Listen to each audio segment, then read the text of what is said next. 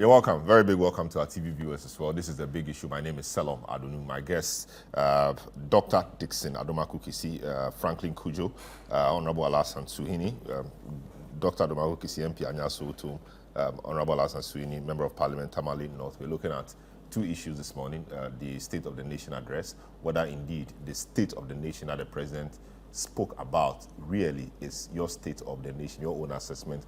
Does it reflect your own view of what the nation is today? A number of things have been said to have been missing in that address. They talk about corruption, they talk about galamsey, unemployment, etc. These are major discussion points in our country today and what effects they are having on our country as a whole. But those were missing. But is it really important that the President talks about everything, or these were so topical that the President couldn't have escaped them? He said quite a number of things: free SHS, 1D1F, security, and a number of things that he says that his administration is doing well.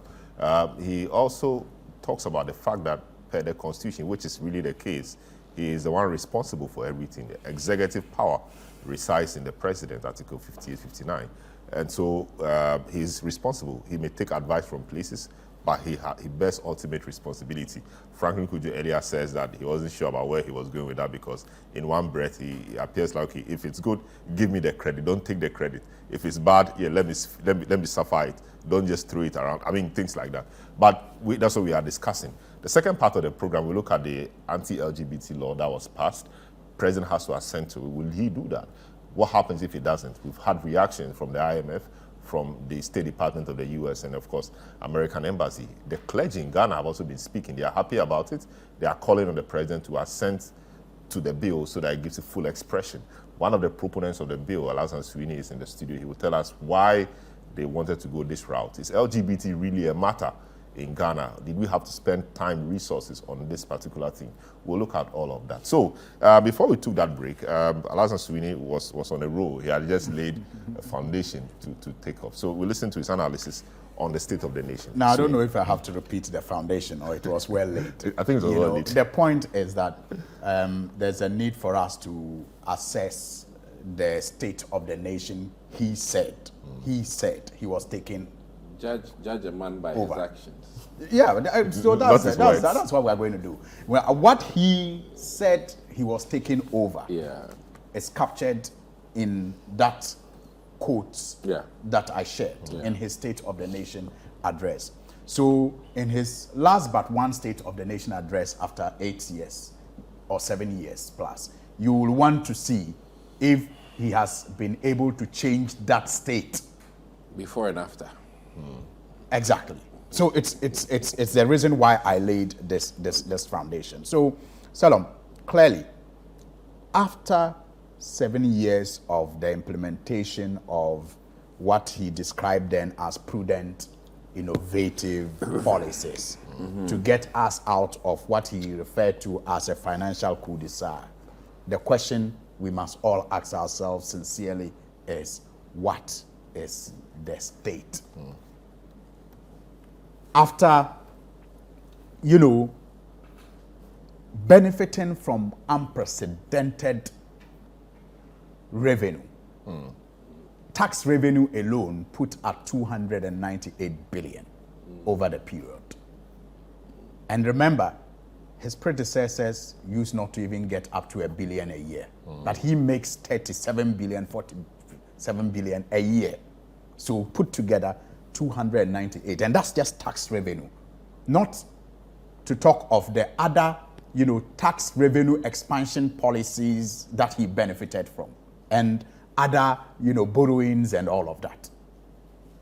He also set up, a financial fiscal responsibility team to help the Bank of Ghana ensure that we had a fiscal stability. Unfortunately, it was supposed to be headed by the former Bank of Ghana Governor, Paul Akwa. Unfortunately, that Bank of Ghana itself, having printed illegally money for the government to continue its unbridled expenditure for the first time under his watch, posted a loss of over 60 billion Ghana cedis. That is the result. The pledge that the economy will not collapse under his watch. The question is, has it or hasn't it? And the answer if you are going to be very candid, is that it has collapsed. Because never before have we had to undergo a debt restructuring. Never before have we reached a point where as a country we are unable to pay our debts. That's what it means. He promised debt sustainability. Clearly, he has not been able to fulfill that, because for the first time in the Fourth Republic, we are considered debt unsustainable. Our debts are considered unsustainable. He talked about lower growth then. Is the growth today higher than the growth he inherited? The answer is no. He talked about unemployment. At the time that he was lamenting, unemployment was around 6.8%. Today, it's 14%, more than doubled. Despite all the so-called prudent, innovative policies that he has implemented to improve the unemployment situation, the record is that we are now at 14%, and youth unemployment is higher under his watch. He talks about the debts, which was hovering around 150 billion. Today it's over 600 billion. And like I said, at the time that he was lamenting, let's not forget that, because it is critical. The predecessors that he took over from did not have the luxury of getting up to $1 billion in tax revenue. But he has been making 30 billion, 40 billion. And put together, like I said, 2023 not included, we have so far raised about 298 billion. Yet, our debts went from sustainable to unsustainable, point. He talked about depreciation of the cedi at the time. The cedi at the time he was lamenting was 3.8 to $1. Today, it is 13 Ghana cedis to $1. The time he was lamenting about inflation, it was around the single digits. Today, what is it? And is he left with an inflation of 15-16%? Yes, I mean, that was what do you call it? A spike. It was a single digit for a very long time. Ended the year. Yes, he ended around 15. Not single. What is it today? It went to 54 and is now around 23, 26. So that means we brought it from literally 15 to 23. Now you see, what you also miss in this conversation is the point that I continue to make. That if something was sold for 100 Ghana cedis and inflation went to 54%, what it meant, or what it means, is that that item was now going to be sold at 154 Ghana cedis. And if inflation came down from 54 to 23%, you are not going to get down below 100 Ghana cedis or 100 Ghana cedis. The 23 will now be calculated on 154. Exactly. And so you will now be paying for that same thing, 184 or 180 Ghana cedis for that same thing. Have you gone or have you come? So is it really beneficial to you that it has moved from 54 to 23? No, because your salary has not changed. Your income has not changed. And so if it has moved from 100 Ghana to 154 and to 180, yes, it's a slow rate of increase, but it does not give you comfort, because your salary is not also, increasing, to match inflation. And that's the point we miss when we say, oh, it went to 54, but it has come down. Really, what is the impact? Is it better for the consumer? Definitely not. And so, Salom, it is not surprising that today, 1 pound of frozen chicken that was sold at 6 Ghana cedis. At the time that he was lamenting, You have all of this. at the time that he was lamenting, it's now sold at 37 Ghana cedis. 1 5 kg Gino rice. That was sold You've been going to the market at 25 Ghana cedis in 2017 when he was lamenting. It's now sold at 170 Ghana cedis from 25 Ghana cedis. No wonder. I don't want to use a brand, but I've already used Gino. But papaya that used to be sold at 8 Ghana cedis. Papaya, a pack of papaya rice that students used to. I know you. no, let me go there. Let me go there. A pack of papaya. There used to be 8 Ghana cedis, now 64 Ghana cedis or more. But Suni, I mean, yes, true. So it is important that we measure the state that he himself said he was inheriting against the state. But this is assuming that we did not have intervening factors. Yes. Major intervening factors. Yeah. The global crisis of COVID, Yeah. key issue we cannot run away from. And also the RU war, the Russia-Ukraine war, disrupted, supply chain issues, etc. And we saw how much freight rose to and what effect it had on cost of items, etc. So we cannot do this analysis without, in a vacuum, without giving any consideration to these two major issues. The whole world suffered. I'll not disagree with you. Context, I have always said, is very important in every conversation, even though our friends in the NPP sometimes ignore, context when they are engaged in propaganda. I will not do that. But I am very certain in my mind that His Excellency the President himself, for the first time in this address since 2020, did not make reference to COVID or Russia-Ukraine, because he has seen that clearly it does not explain our situation, to the satisfaction of us, because we are not an island. Our country does not exist in isolation. We exist, if for nothing at all, with our neighbors. And at the time that COVID hit, if our fundamentals were stronger than our neighbors' fundamentals, how come that they were able to withstand the external shock better than us? Because their economies are not suffering like ours. Their currencies have not been rated junk. Their inflation figures are not as high as ours. Their depreciation is not as bad as ours. So there is only one reason why we are, where we are, and that is poor management, mismanagement, and corruption. And that leads me to my next point. For the first time in his State of the Nation address, he did not even have the courage to use the word corruption. Not once did corruption. I'm sure the writers of the speech carefully, avoided the use of corruption. And I'm not surprised. There's a lot to say for corruption. And I'm not surprised. He's equipped state institutions. So OSP, I'm saying that. So in his view, things were working. I'm saying that in 2018, he spoke about corruption. No, Extol the virtue. I'm coming. Yes, I'm moving. I've read all his State of the Nation addresses, so I'm now talking about 2018. Okay. He spoke about corruption. Extol the virtues of Martin Amidu and how he had confidence in him using the Special Prosecutor's Office to fight corruption.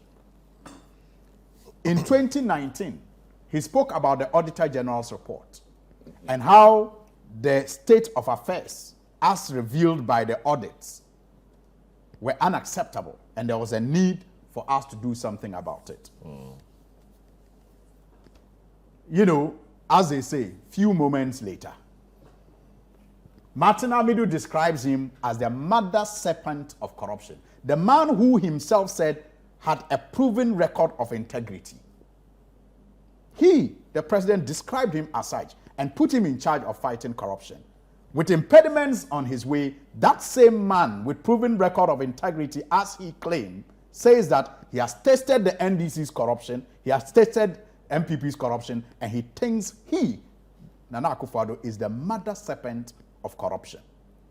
Then the Supreme Court tells us that the auditor who was producing the results that he spoke about in 2019 State of the Nation address was illegally chased out of office. Are you therefore surprised that after these developments and the proven, research by Transparency International and CDD that his government is the worst in terms of corruption in the Fourth Republic? Did the Transparency that he did not International mention really say that his government was the worst? The records show that his government is the worst. I mean, the records that Transparency International ratings shows that under his watch, Ghana has performed worse in the Fourth Republic.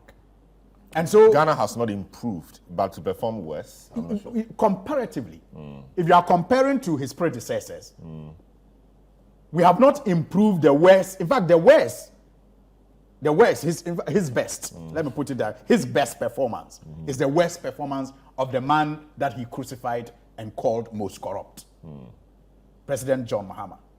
That his worst performance per Transparency International happens to be Nana Akufo-Addo's best performance. So under his watch, if all of these things happened, you shouldn't be surprised that he did not have the courage to talk about corruption this time around, because it is all over. And I've said that, look, even the perception that is measured, in my view, is lower than the actual corruption that we all know about. In his 2018 State of the Nation address again, in fact 2017, he made a pledge that he will enforce the procurement law. Before that, as flag bearer, he made a number of promises about how he was going to ensure that, contracts were not single source and all of that. Only recently, I think a couple of weeks ago, the vice president brothers, emerged, were enjoying sole source contracts, road contracts from Cocoa Roads and others. And that's just one of many, such sole source contracts. Let me deal with Franklin and come back. If I will wrap up on the bizarre attempt to exonerate Dr. Mahmoud Bawumia, and I call it bizarre because I'll come to that about the responsibilities. The responsibilities, okay. Franklin, I mean, very interesting points Sweeney makes. You think it's a good time to compare what the president said he was coming to do in 2017 and now, or we wait for next year where he delivers his final so that we can do a proper comparison to know that, he came to meet this, he's leaving us with this, because we still have a few months to go and who knows, things may change drastically. Is that a thinking you have? And tie that in with the issue about the absence or lack of any statement on corruption in his address. You think it was an oversight or it was deliberately skipped? Well, first of all, I think the 8 months in the life of a politician is quite it's a long time, really.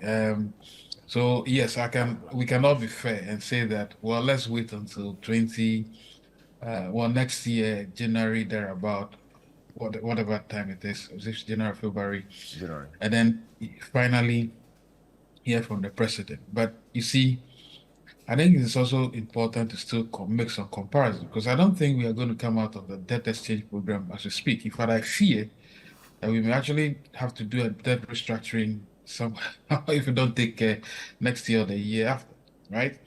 Because things are still not looking really, really well. I mean, the finance ministry is borrowing money like crazy from the domestic sector, and I want to see how they are going to apply those monies efficiently, right? So it is important that a comparison, an issue like a debt exchange, which never has happened before, really.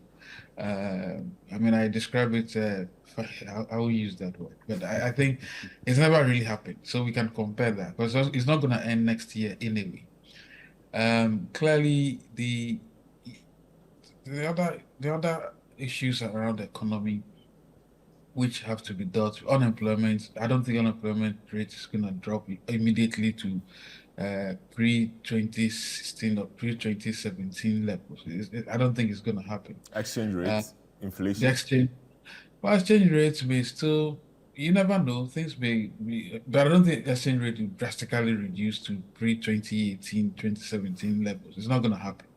Inflation, well, maybe, but even that, I'm not too sure it will get to that pre-2018 levels. So, however you look, clearly there's still some room. There's still arguments to be made, even now, really. I don't think anybody can be faulted if they decided that they were going to, because you see the impact of all these things I've mentioned, especially the DDEP, has been very, very significant. If you thought that you had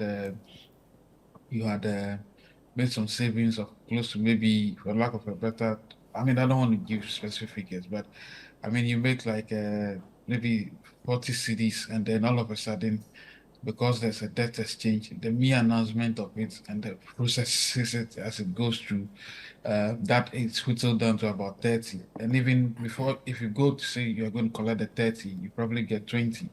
And the 20 is decimated because inflation is also eating it away. So however you look at it, these things cannot be solved overnight. So I fear that, which is why we should be really interested in what the politicians aiming to replace Ronaldo are actually doing and saying, right? Because this is very important. I think these elections are crucial. We should go beyond these 24-hour, then somebody can say 24 hours already happening. No, no, no. We don't need those kinds of things. Look, let's get to the nitty-gritty. Tell me, as we speak right now, where is money gonna come from? How much money do you need to prosecute the agenda of government? Is it everything you need to do as a government? Because you are promising so many things.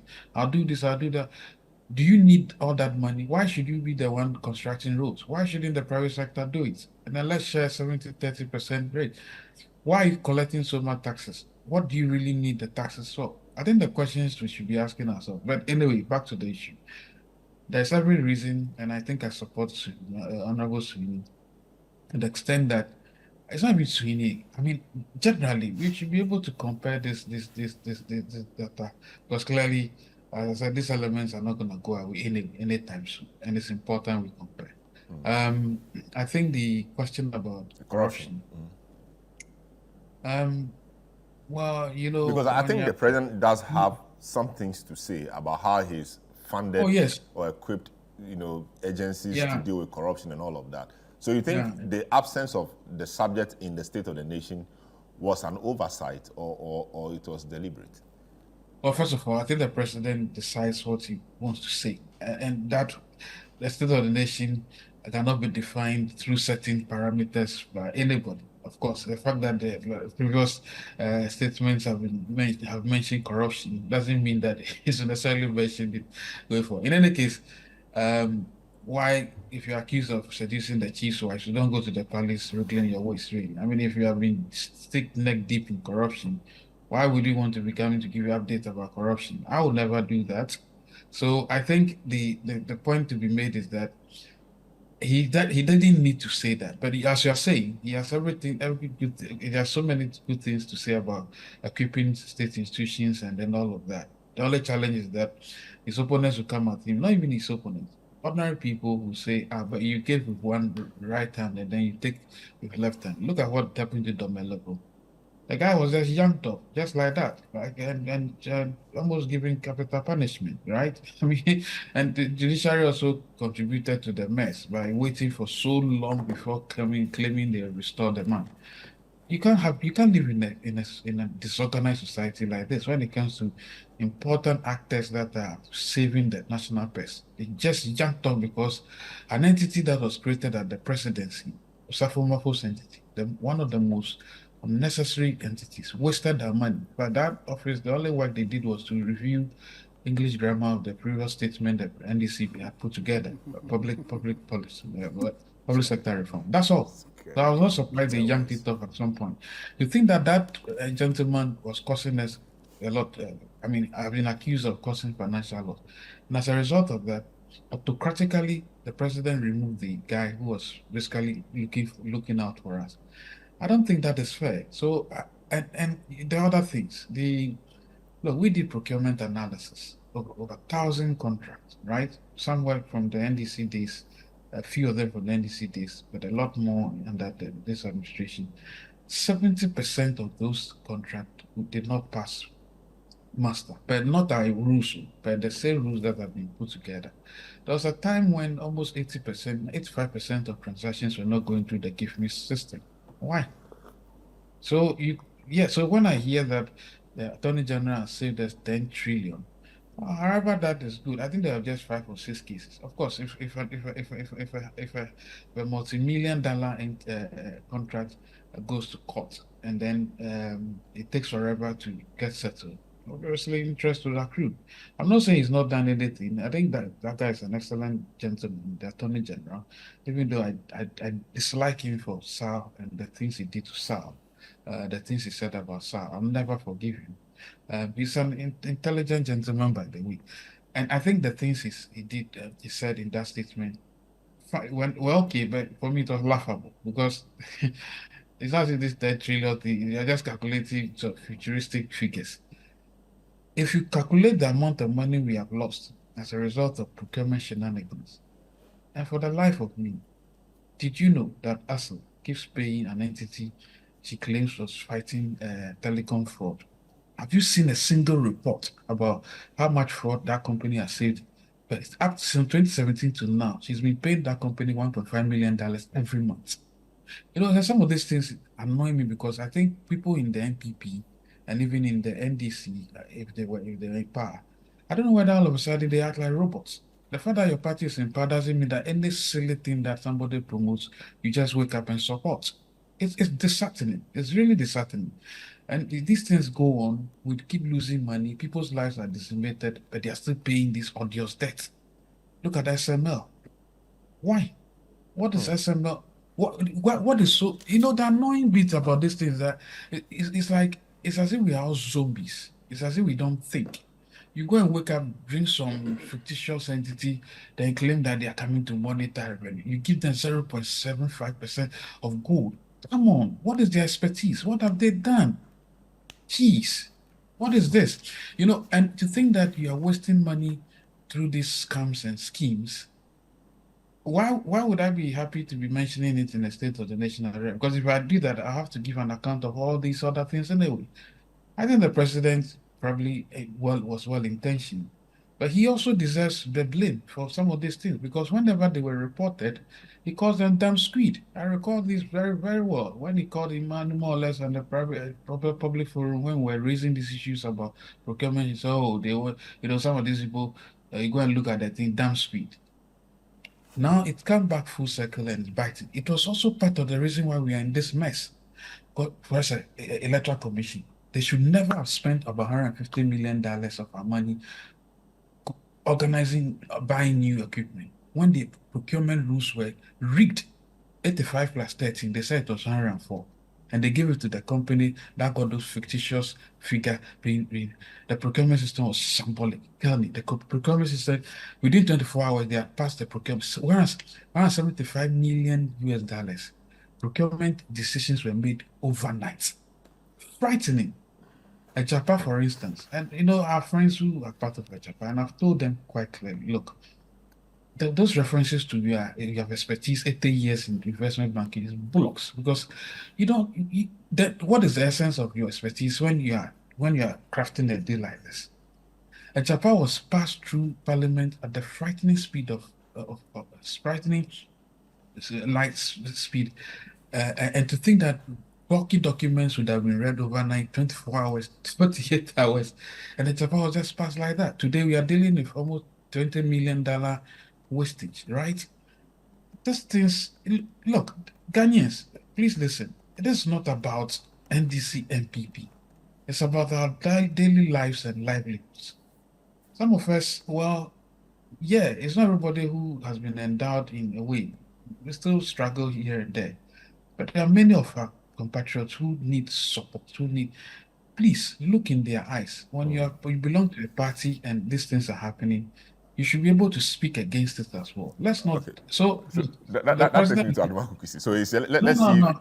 Anyway, that's fine. Let's see if he will speak to he will speak to those. Honorable, yes.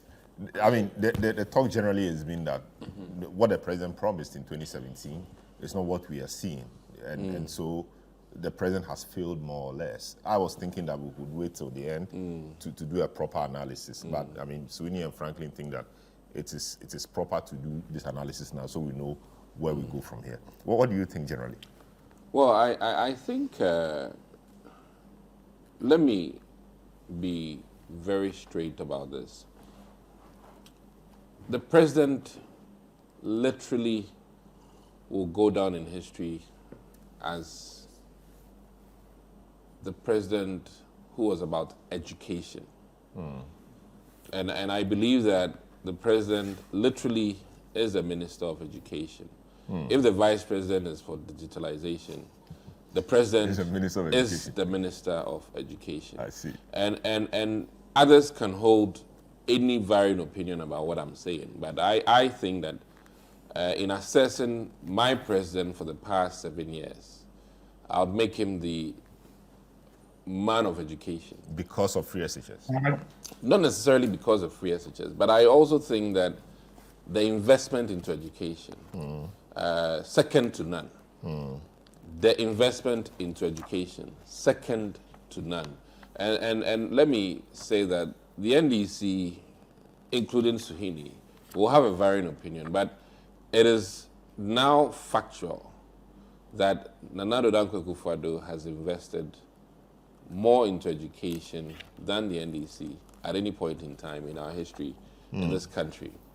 And I am very happy from a human capital investment standpoint that we will... But just to interrupt, when you say it's invested more, are you talking about the hard figures, as in maybe X billion dollars of CDs in education, or what are you really referring to? Both figures and, in actual sense, infrastructure. And I mean, if your folks would permit us, there are many pictures that I've provided prior to coming here with regards to education infrastructure. And if they can show that to our viewers, I'll be very happy. And let me just cite one key thing. I was taken by surprise yesterday when I heard the Minister of Education state in the chamber that we've built 33 of the E-blocks. More than the NDC did during their tenure. I think yours was around 29 or so. Now, this is where it gets funny. So that's infrastructure you're talking. So, yes. so what is this? So these are the new, designed, classrooms system and TVET, and I believe that some of these are just close to us. I mean, I think East Legon has one coming up, Along the motorway. Yes, and let me say that the TVET under the NDC regime is not a TVET we have now. In terms of the But how many of these equipment. structures do we have across the country? Because this is just, I don't know how many. Now, if I should cite just, for instance, let's look at the STEM school. 7 are operational, 9 are being built. 7 are operational, and I believe over 3,000 students have enrolled. So the STEM schools are like senior high schools, Yes, focused on science and technology. what is beautiful about the STEM schools, the fact that you're looking at engineering, you're looking at biological sciences, you're looking at things that will make you ready for the job market. And I think that we need to appreciate the fact that it is a huge departure from the old, thinking. And I really believe that many industries will be much happier about the products of STEM school.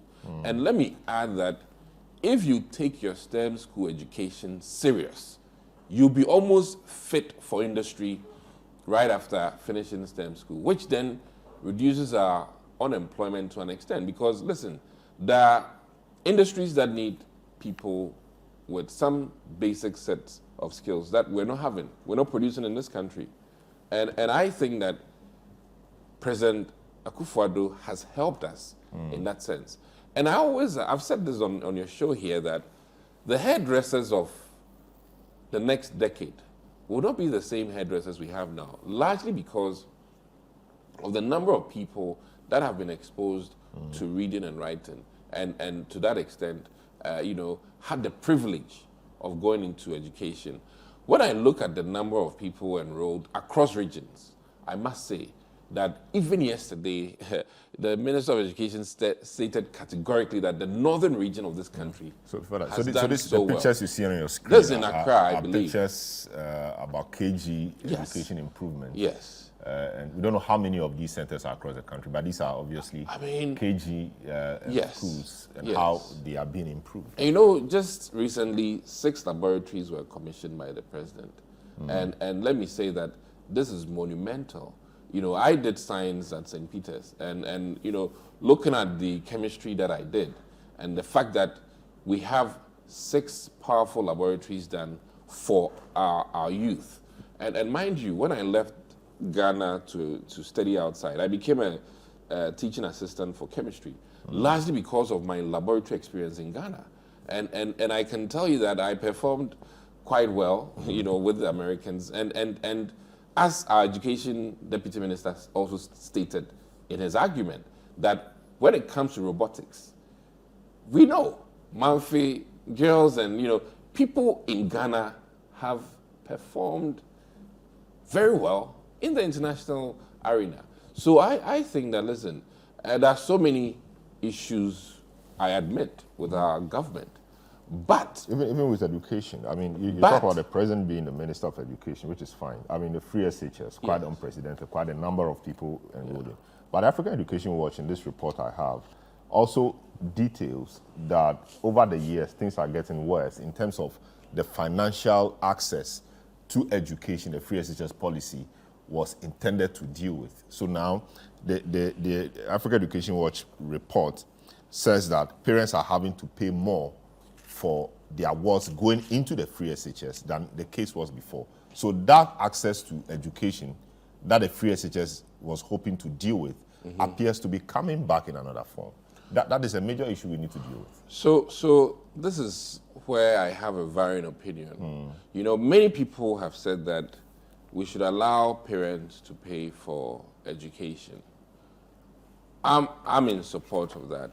Now, I think that we have a current system that has not rather widened our difficulties, but has rather widened the number of people getting into education. And for that positive impact, I'm for it. Now, the reason why I say that is that, listen, there are some young guns, some young people who, not for exposure into free SHS, would not have been identified and brought into. I mean, I know that Suhini probably provides scholarship for people who are performing so well, that him and I know that if not for their opportunity to just be in classroom, teachers would not have realized that, hey, this child would have been, quote unquote, nothing against Kayaye, but who would have done Kayaye is excelling so well and needs the help. And I have come to believe that any opportunity we give to people who may have been outside of that basket, who are now thriving, is a plus. And we will not have 100% success rate. It's impossible. A human institution is impossible. But now, if you look at the trend, when free SHS started, I must admit, the grades were not very impressive. But like any system, if we don't do premature backlashing, premature bashing, over the years, for the past 5 years, the grades are improving, which means that the investment is somewhat yielding something. And like any farmer, when you plant, you harvest later. And that is what all of us as Ghanaians have to appreciate, that, listen, doing infrastructure work was a huge quantum of monies invested. Now that there's infrastructure, the likes of Wege just got boarding, infrastructure addition. The likes of Presec just got. The likes of many other schools, Accra and the likes, have gotten those additional dining halls and things. Now that they have it, more and more of the money will go towards teacher-student population, teacher material for training the students, and then even training material for the students. So I believe that we should be long-term in our thinking and long-term in appreciating what the president has done. There's no better property that your parents can leave with you than education. And I believe that Nana Addo Dankwa Akufo-Addo has been understated, or misunderstood in terms of, okay, so on your screen are some details of the metrics, yes. The pass rate absolutely of students between 2015 and 2023. Yeah. English language, integrated science, maths, and social So which studies. one are we comparing with? WASI versus what? No, this is WASI. So this We is haven't been writing WASI since this is- 2020. no. So When you do let me this see. kind So of the- so- comparison, so WASI- it's this analysis. No, these it's are not core, scientific. core subjects. these are core subjects, but they come English under- was across. In which English. exam? So, English. So which exam is this Which one? exam? So these are this your one, slides, this yeah. one, if we look at it as it stands now, for SHS as a block, English was under. If you look at the English score as a core subject from 2015, and listen, let's not do NDC MPP with this. We're not doing MPP. I'm Yes, just okay. talking about WASI looking versus at what? looking at 2015, for instance, 45.2%, and then 2023, after so many years of further investment, and mind you, even if you compare, for instance, 2017 to 2019, in 2017, students who were, let me say, from the NDC regime performed very well. So he's doing As MPP, no, I'm NDC. just Yes, he making says a he point shouldn't here do that MPP, NDC. better than 2019. But they were writing 2018. WASI. These people are not writing No, WASI. these people So are that's writing why- WASI. that's They why- are they're writing writing WASI. They're not writing They're WASI. writing WASI. They are writing a locally Education minister told you arranged exam yesterday for the students. that the They- top they- three, I mean, right, top but- three WASI students Okay, for the from West past Africa. 3 years. Two from Ghana, and I think this year or so, 3 from Ghana. So which exams were they Public writing? school? WASI. Public school. No, I mean, listen. The listen, government you schools are, are not writing WASI. no. Government schools are writing That's, WASI. I think we'll check them. Our producers will check that. So I think that invariably, the Ghanaian human capital has improved under Nana Addo Dankwa Akufo-Addo, and that one nobody, and I mean nobody, dare say otherwise, because our future doctors, engineers, architects, and artisans, and let me say categorically artisans, because we will know on record that in a decade from now, there will be fewer drivers stating that cattle crossing is a chop bar. And that is a fact. There'll be fewer drivers. And let me add that from an insurance perspective, when your average driver is learned, when your average driver can read and write, your accident levels are fewer. So the benefits of this journey that Nana Addo Dankwa Akufo-Addo embarked on, for me, is the most monumental thing. It's a game changer. And a game changer, I'll take your word for it. And I think that it's still uses boss's we phrase, ought, actually. we ought to appreciate that. You know, we have our challenges. But I'll stick my neck out and say that Mr. Education Minister, the President of the Republic, and if not for anything, what defines his government, will be this. I mean, education. Kufuor can take credit for oil discovery. Granted, many leaders worked towards it, Before his time, but he is we will trying. give it to him. We will give NHIS to him. Nana Addo Dankwa Akufo-Addo, yes, COVID, he shined. And that's a different argument for another day. COVID, he shined. He got recognition for his one phrase, that the as for the economy, We know how to bring it back. we But can the try. economy But is still- when a life is lost, it's lost. That is for another day. But I really think that if anybody should ask me, my grandparents of blessed memory, whoever, when I meet in a century from today, I'll state that I was Addo part of was the education a minister in government his time. where the president knew the royalties from education supersedes anything he could have bequeathed to the country. That's great. So that's quite a huge achievement as you described it. But now we're dovetailing into the other issues. The matter of responsibility. So this is good. We say he did it, and I'm sure the rest are taking credit for it, etc. Did he have to emphasize the point that per Article 58 he has executive power, he takes responsibility for? Was it necessary? Haruna Idrisu described the speech as a state of the Bawumia campaign and all of that. That he was seeking to emphasize Bawumia's point that he is the man responsible for everything, and that Bawumia should not be the guy to be taking the flag for the wrongs or the negatives in the economy. when indeed he himself, and Osaf Mafo in videos we saw later, praised Bawumia as the guy who we can owe a lot of the achievements at the time to. So how do you reconcile the two? Listen, I can literally tell you that finance minister was so against, for instance, enrolling everybody on free SHS because he was looking at the financial implications. But the president, being the education minister, the education minister, and then the sole owner, because he says that the buck stops at his desk, said that no to finance minister.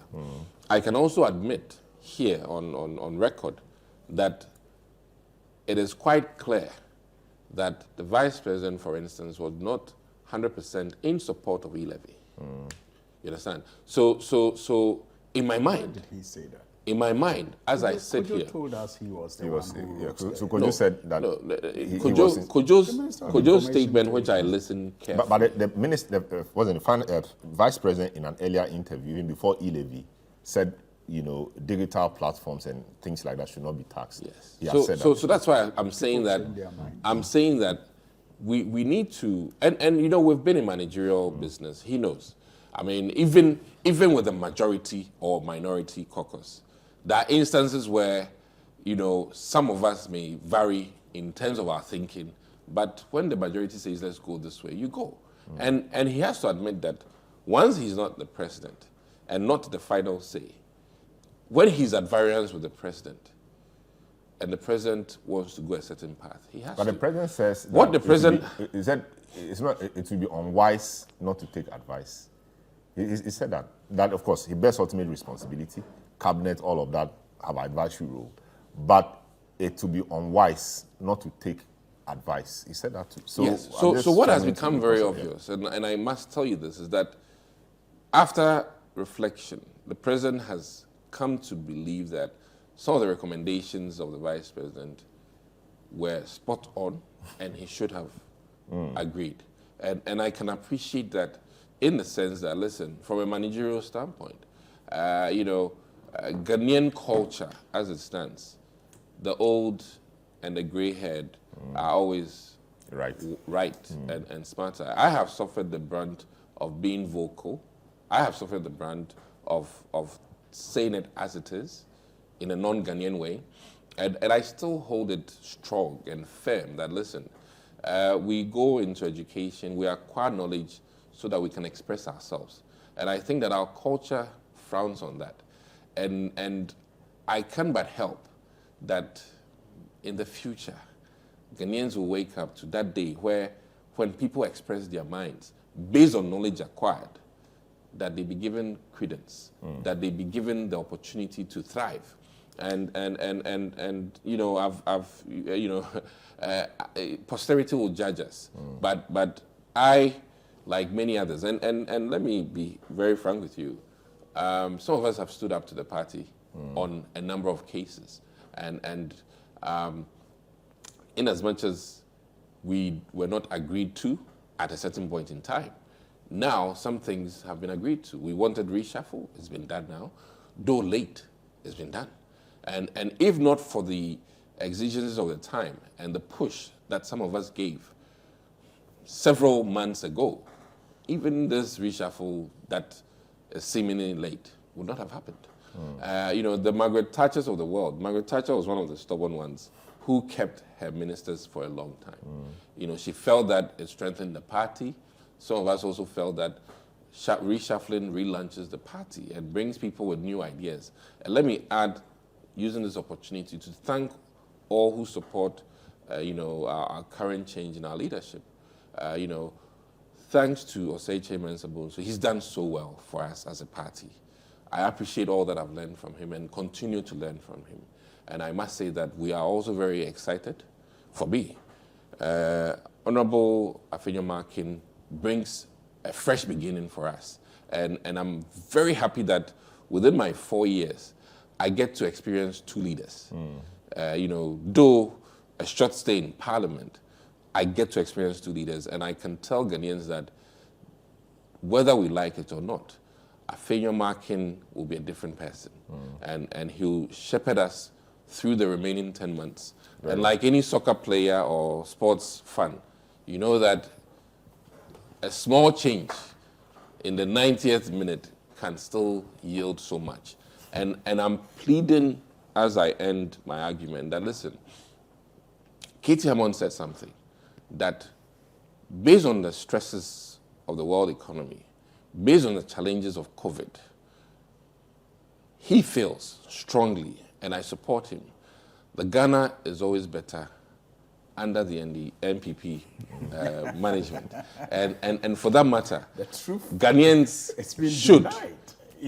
should give us a third tenure, so that, I mean, this is the best time that Ghana should give us a third tenure, so that we can, execute and complete everything that we've touched. But then you can't really complete it. And then you'll keep touching things. After a third tenure, if the jury is out there that, the MPP, third tenure, then you go for the fourth and you break the four. You don't break four because four would have been a new area. So I'm pleading with Ghanaians that, and let me add, and Suhini knows this, that the cabinet of the president, Baumia, will be different from the cabinet of Nana Addo Dankwa Akufo-Addo. So these are promises, and no, it's a fact. Were made to us prior to 2016. It is a fact. I can tell you that today, that cabinet of will be different. Baumia will be different from cabinet very of well. Nana. That is a fact. Very well. It's a fact, really. It may not be the same face. And Ghanaians should give us that opportunity, because that change in cabinet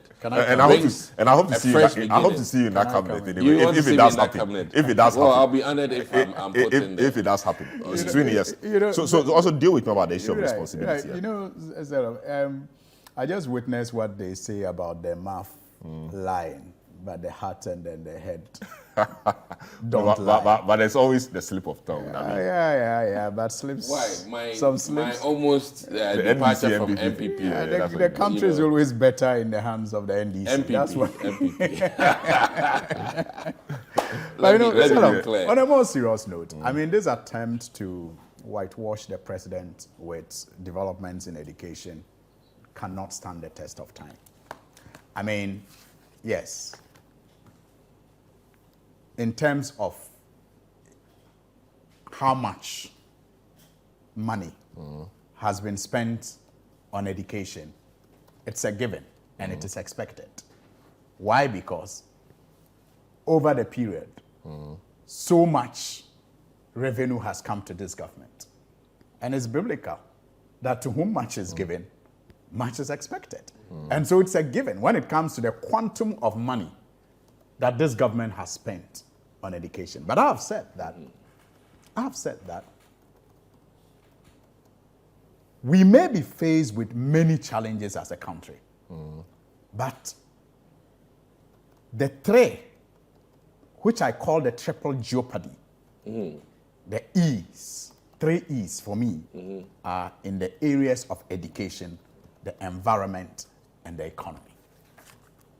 And so an attempt to use education to whitewash His Excellency the President will not stand the test of time, because it will take us many years, and you can speak to educationists in this sector, researchers in the sector of education, many years to reverse the decay. In terms of quantum of money spent, like I said, it's a given. I mean, if you have a government that has been getting so much from tax revenue alone, I just told you, from 2017 to 2022, 298 billion. Only from tax revenue.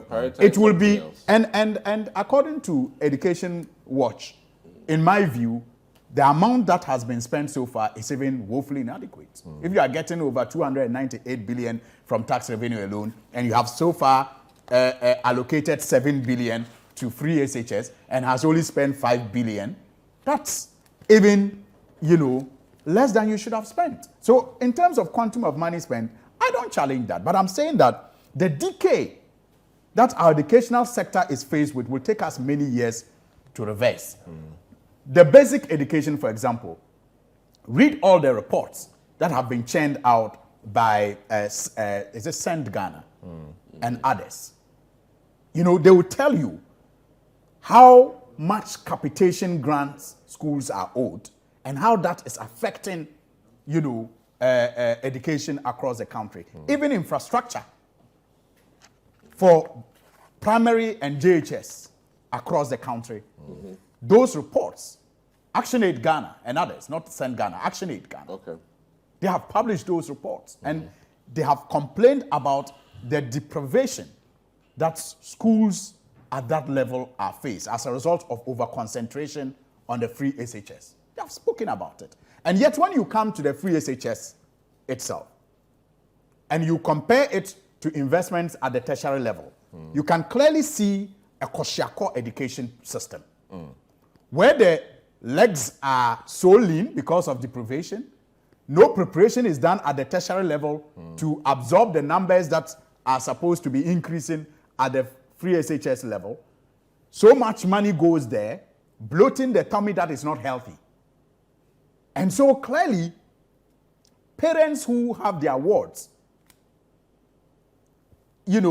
at whatever level of education, will tell you the challenges that they are going through today, even in the name of free SHS. Well. The EduWatch research, organization just gave us their report on free SHS and have indicated in that report that over 200,000 pupils over the years have not been able to report after getting admission to various SHS because of financial reasons. So that financial barrier still exists. According to their report also, but it has improved. according to their report also, the financial, burden that government takes from parents as far as SHS education is concerned is only about 23% of the total cost. Could have been worse. And that, in monetary terms, is about 1,200 Ghana cedis. And yet, parents have had to spend, according to their report, 4,000 on each child to report to SHS. 4,200, according to their report. In fact, I made this point on another platform a while ago. And in fact, in 2020, And a parent- they said 6,000 there. Yes, exactly.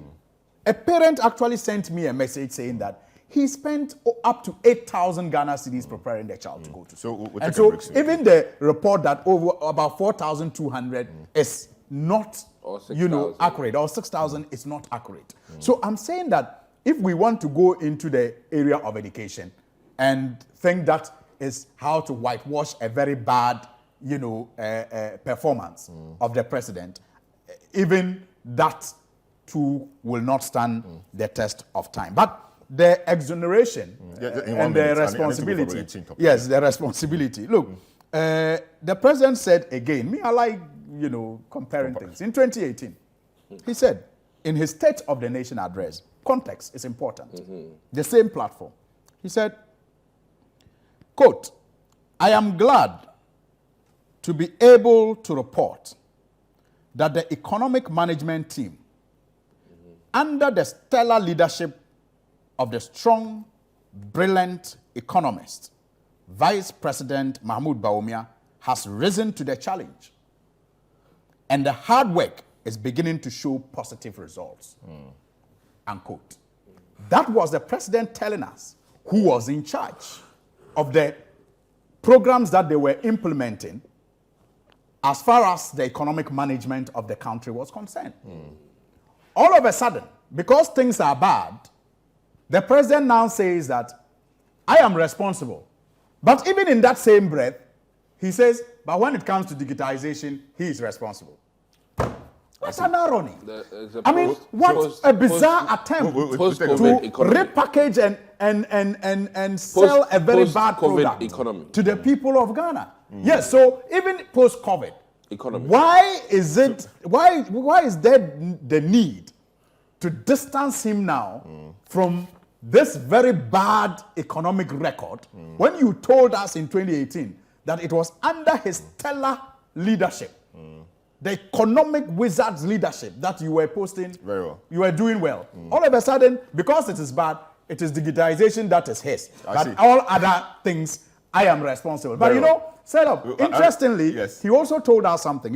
When the Vice President, Dr. Mahamudu, Daplanke, did his Big Vision statement, he said that very subtly that he was proud as chairman of the economic management team of the advice that they were given, subtly suggesting that their advice were not being taken. And that is why he proposed to implement policies as president that will contradict the government. But the president, in a very nice job, in the State of the Nation address, said it will be unwise. Not to take advice. Very well. So this is a big issue, 97.3 Citi FM, Citi TV. We'll take a short break. When we come back, we'll look at the matter of the anti-LGBT law.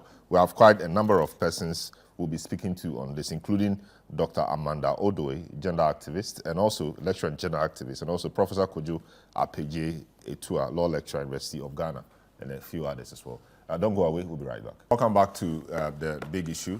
Just gone by is the discussion on the President's State of the Nation address. My guest for that segment, Honorable Alassane Suhuyini, Member of Parliament for Tamale North, Dr. Dixon Adomaku Kisi, MP, Anyaso Otu, Franklin Kujo, President Money Africa. Now, we've been joined by two other persons.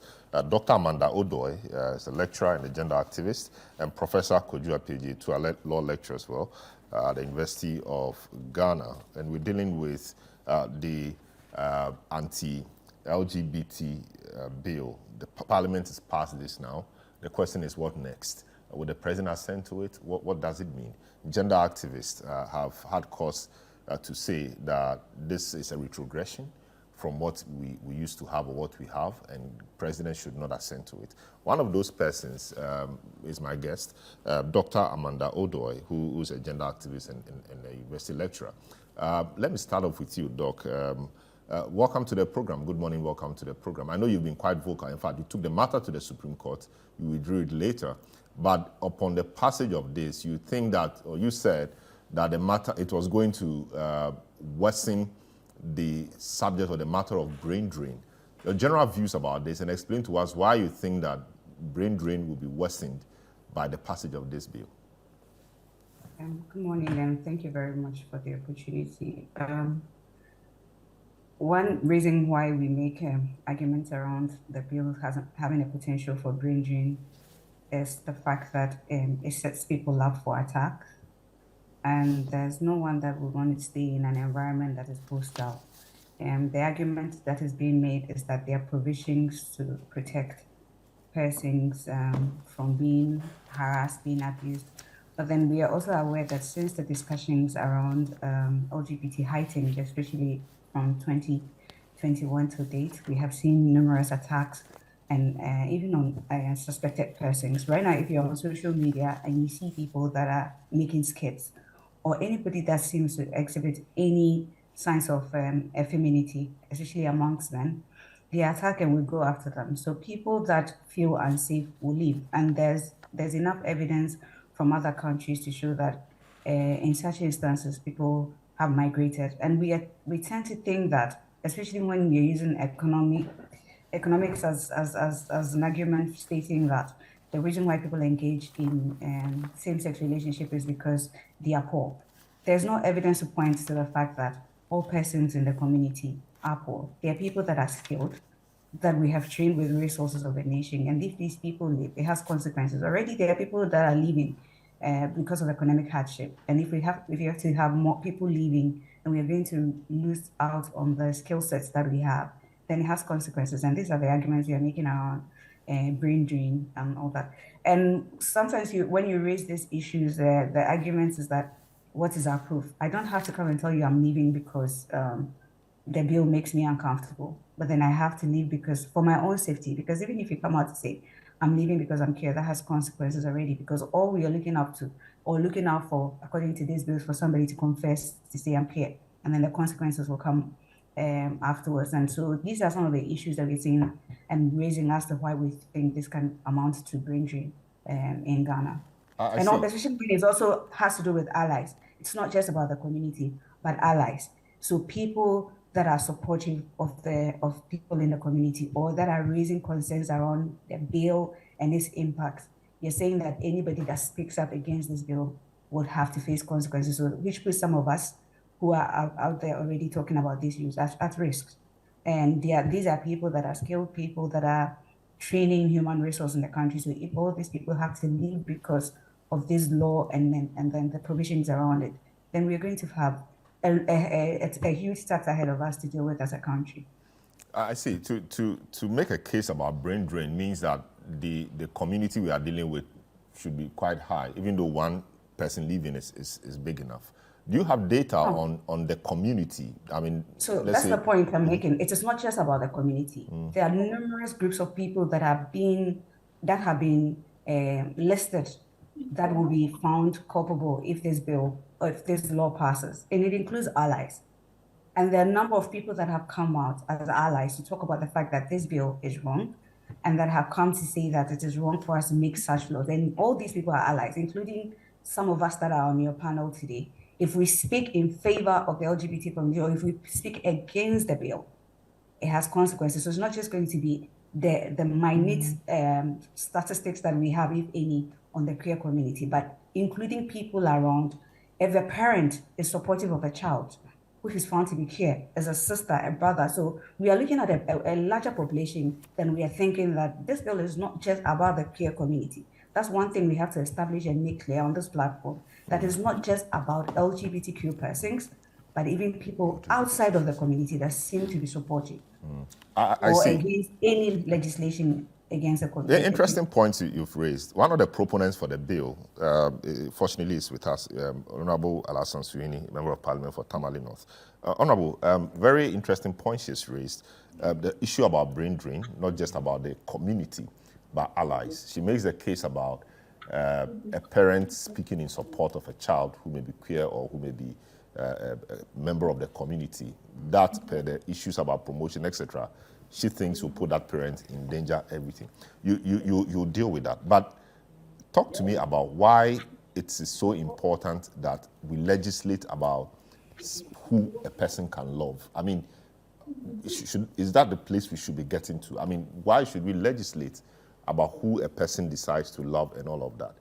And now transition into answering the issues that Dr. Amanda Odu has raised. You know, first of all, I don't think the aim of this bill is to legislate on who a person should love. It's about our values as a people. And you have to take note that the basis of every law in the world is the way of life of a people. So, like they say, culture is a way of life. It is that way of life that translates into the law that they pass to govern themselves. And so this law, it's about us as a people and what we consider the end. One of the sources of law, fortunately for us in Ghana, is the customary law. And clearly, nowhere in our customary law is this behavior acceptable, let alone promoted.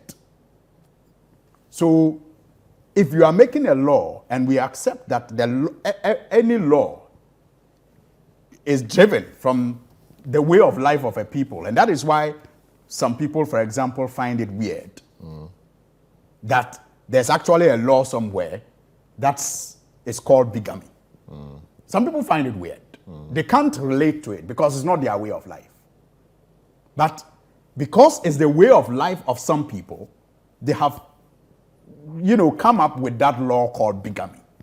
And people are punished for marrying more than one in their societies. And in societies where it is accepted, or people who ascribe to it. But I understand the, problems that exist with people who are in this community, the gay community.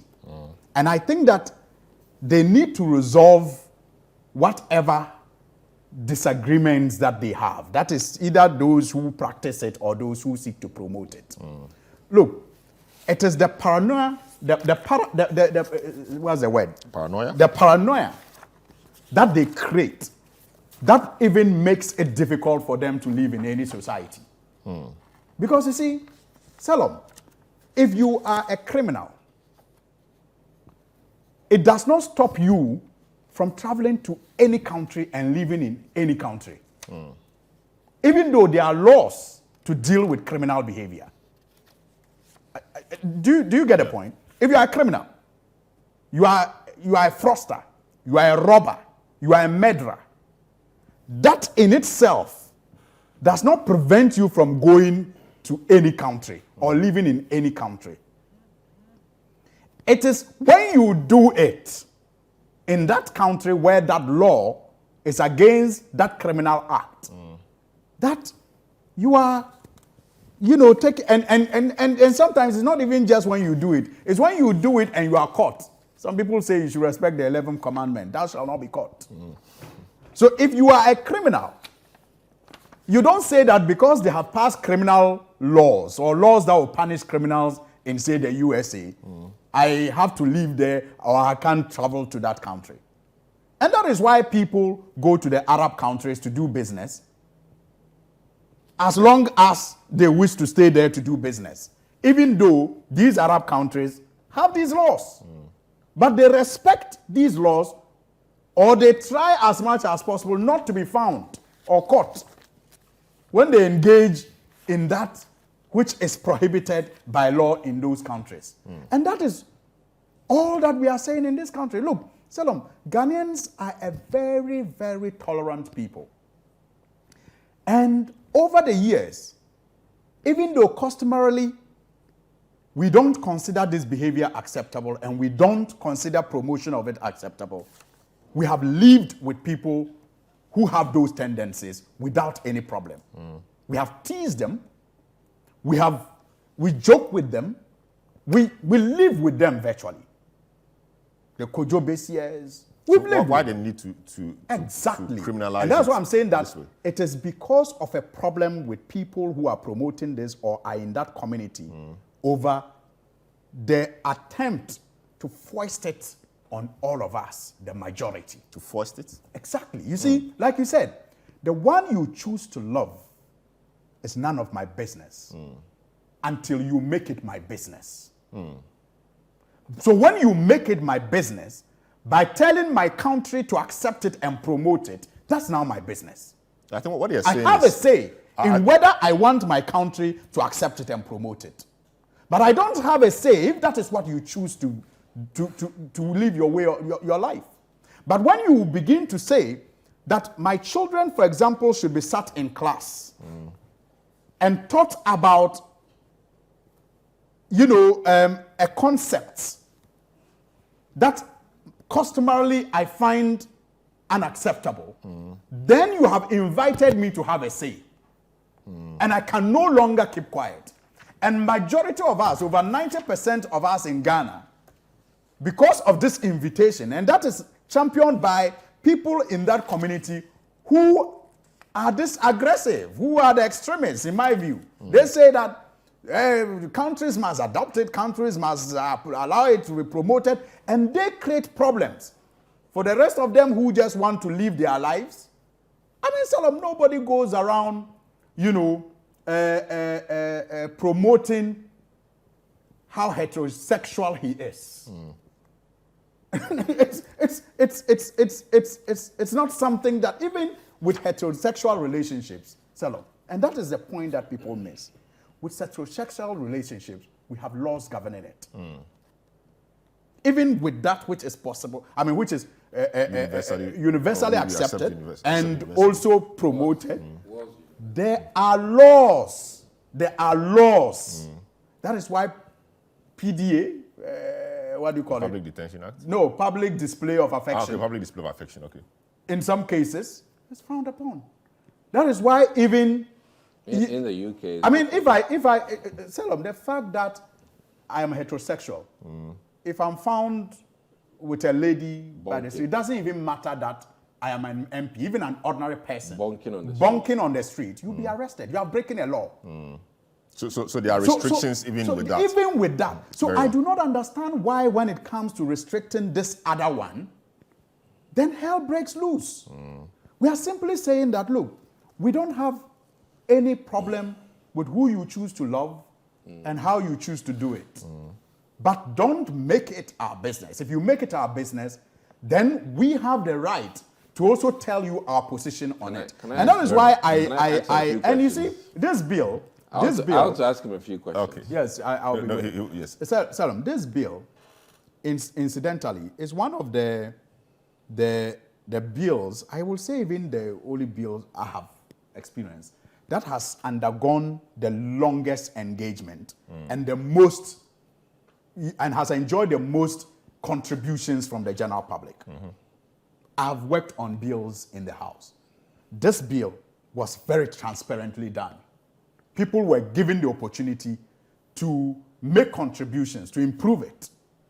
And it is as a result of these engagements with civil society organizations, religious bodies, cultural groups, and ordinary Ghanaians that resulted in the law that was passed. I see. And after all of this, if people still have issues with the process, then I do not know why they did not take advantage of that long period of engagement to make their views known. It just shows, if they did, and those views were defeated, that majority of the people, based on our way of life, at this point in time, want to be governed by this law. And they must understand and respect that. And like I said, this whole, creation of fear that I can't visit my family, I can't come to Ghana, I can't... Yeah, so the question about... neither here nor there, because those people, when they have business in Arab countries where these laws are more draconian, go and do their business. I think that the issue is more or less is with the matter of the promotion bit. Yes. So the question Dr. Odoe asked is, can a parent be sympathetic to the cause of a child who is found to exhibit these traits? Or because engage. Or engage in this. We engage, they will just arrest you, right? So, I mean, you can't be sympathetic, you can't advance the cause of that child because of the provisions in, I don't know whether to say clause 12 or 13, because I know they changed. There are the parts about propaganda, promotion, advocacy, etc. So what then becomes the fate of a parent like that? You see, it is like the fate of every parent who has a relative or a child with a behavior that contradicts the law. It doesn't matter what law. But you agree that sometimes these are natural. How is it natural? It has been proven not to be natural, scientifically. But you said when you were young, we knew there could be sense and all of this. I am saying that, yes, I'm saying that despite all of this, science, and he's a doctor, science, research has proven that it is acquired, and that no one is born with that desire. I mean, there's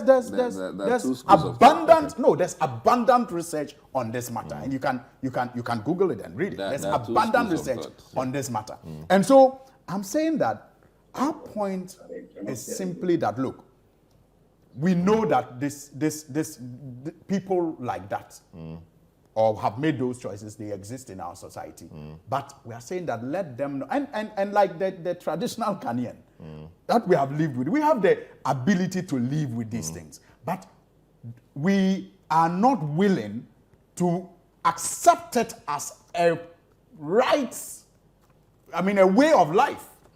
As a people, we are simply saying that it's not. There's maybe a last one. You see, there's this notion that is being created that, since this bill came into effect, people in that community have come under attack and all of that. Selam, that is untrue.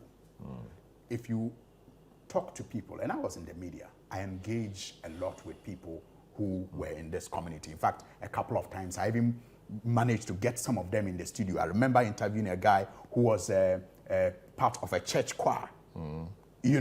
I interviewed a lady, a Muslim lady, who had to disguise herself to come into the studio to tell us about these things. So I've engaged with them, and the biggest threats that they face in this country has always been attacks.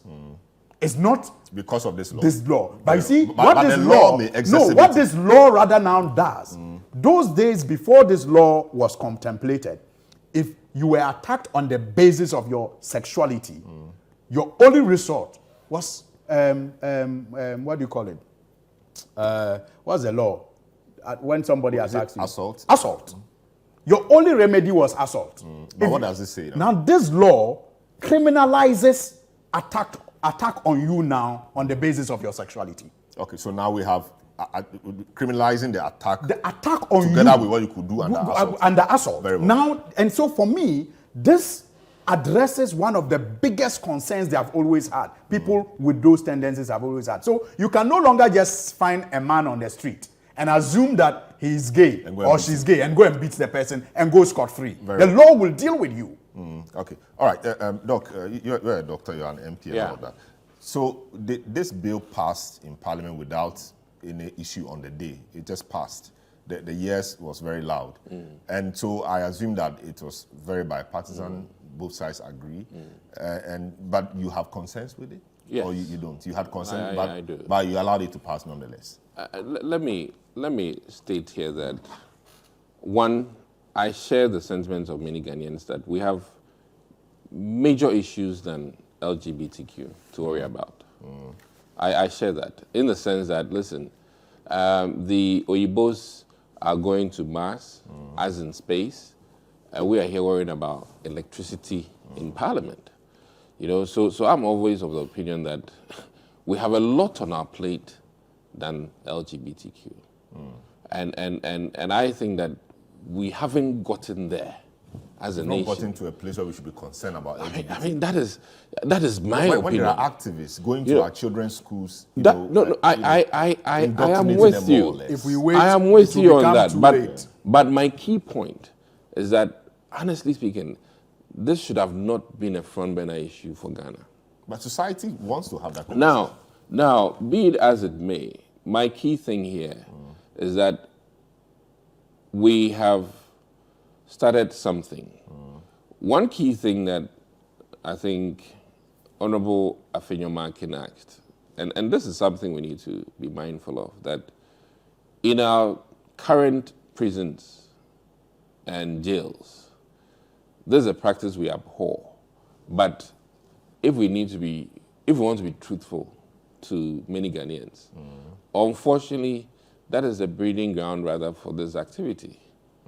And if we intend to punish people for that, it's like, as it is, taking the drug addict to a drug house. Are you rehabilitating the person? That is the question that Honorable Afenyomarkin was asking.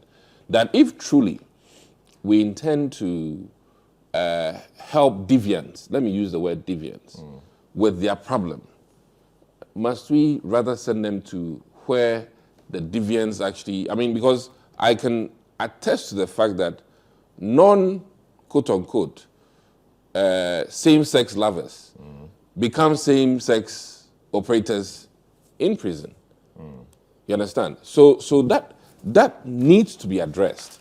And that one, no matter how much convincing Zuhini does, I believe that from a social, psychological, medical point of view, if we're even considering, it's for me unfortunate that a lot of quote-unquote mental health or sick, deranged people are in jail without assessment and without the state coming to an actual realization that, listen, these guys are professing to doing things that is because of their mental state.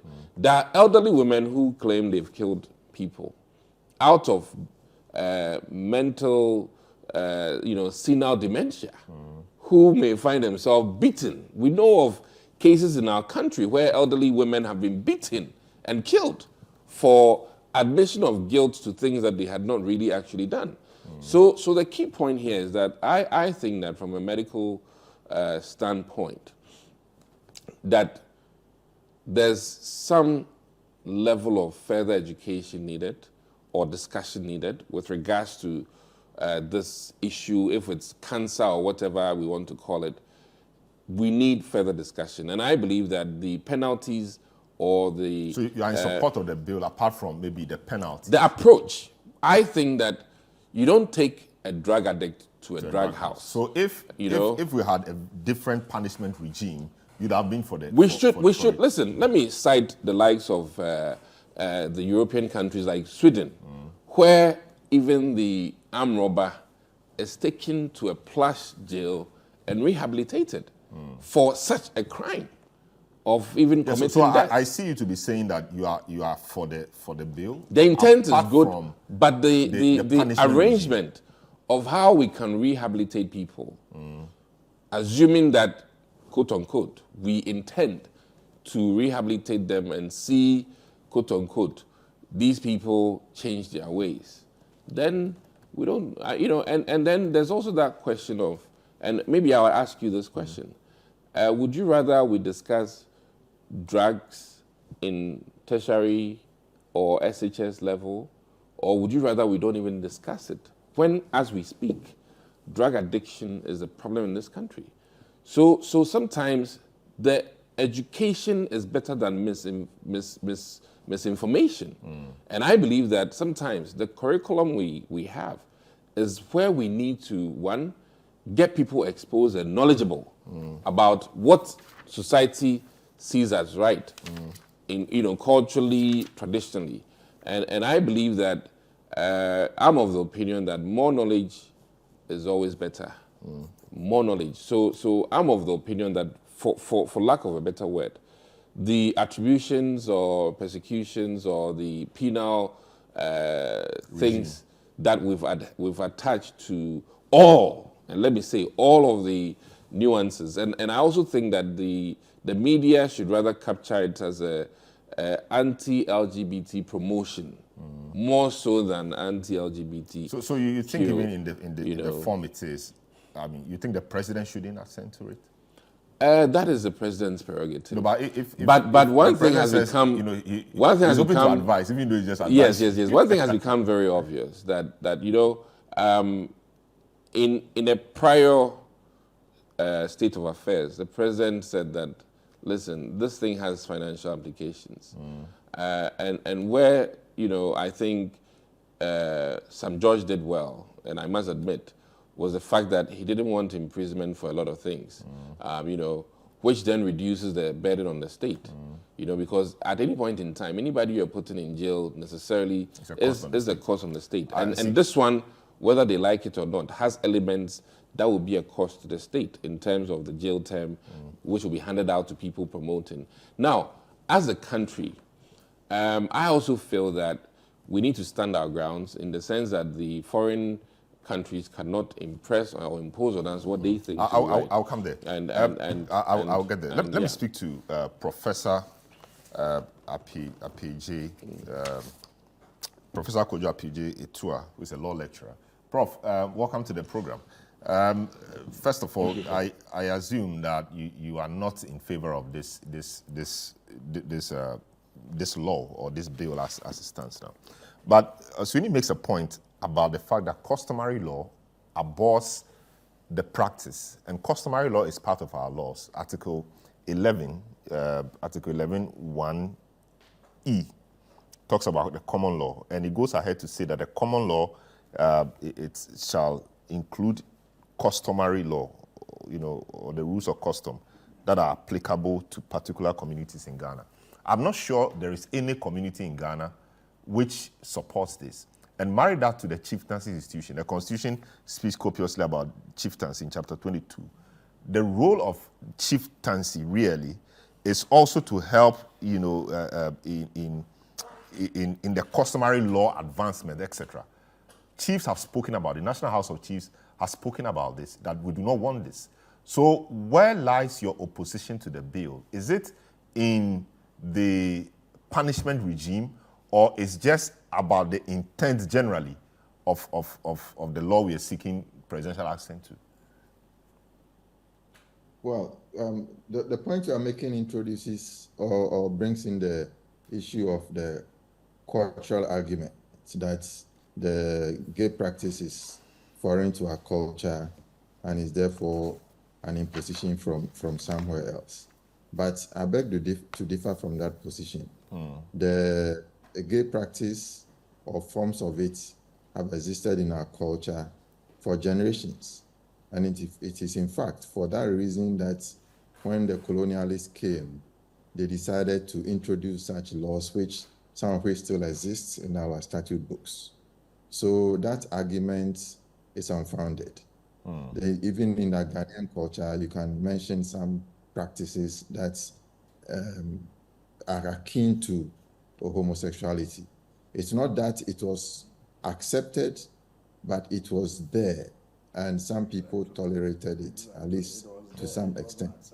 So it is not something that is foreign to our culture. Yeah, but if you are yes, it may exist, but it may not have been accepted. But now the advocacy is that it should be accepted and it should form part of the fabric. That is where the opposition is, and I'm sure that's what the bill is seeking to address.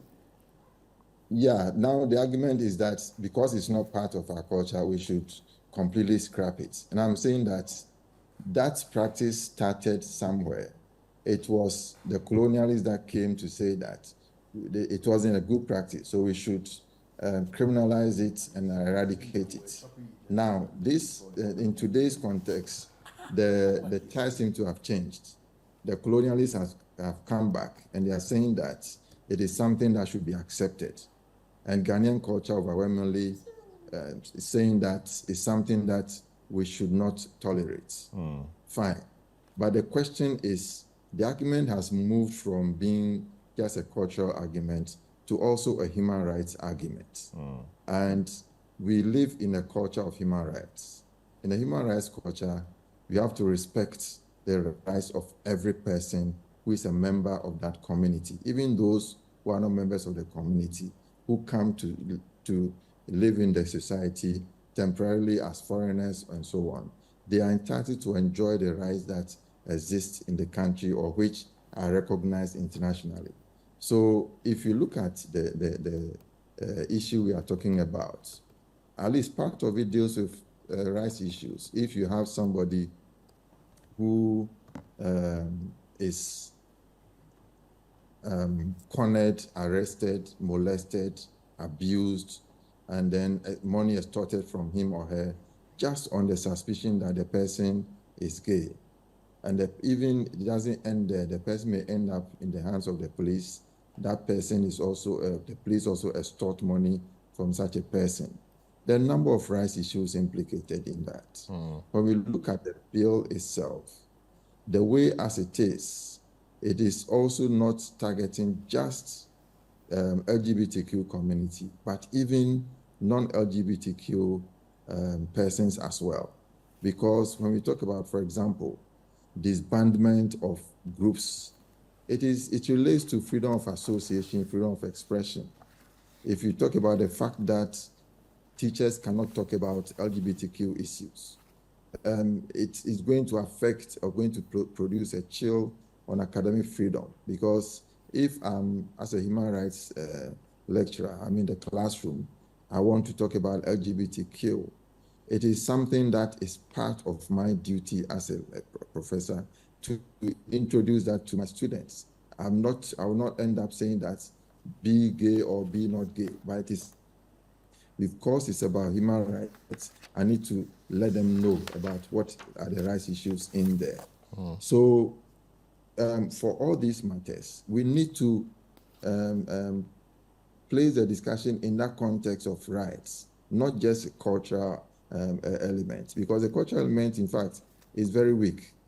And so when we place in the larger context of human rights, we're able to see that gay people are human beings. They're entitled to their dignity.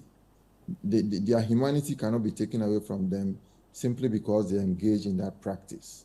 And so that is where we should locate the discussion. Yes. And it will enable us to see that there's a need for tolerance. There's a need for recognizing that if I'm gay, for example, and you deny me access to health facilities, it is a denial of my right to health.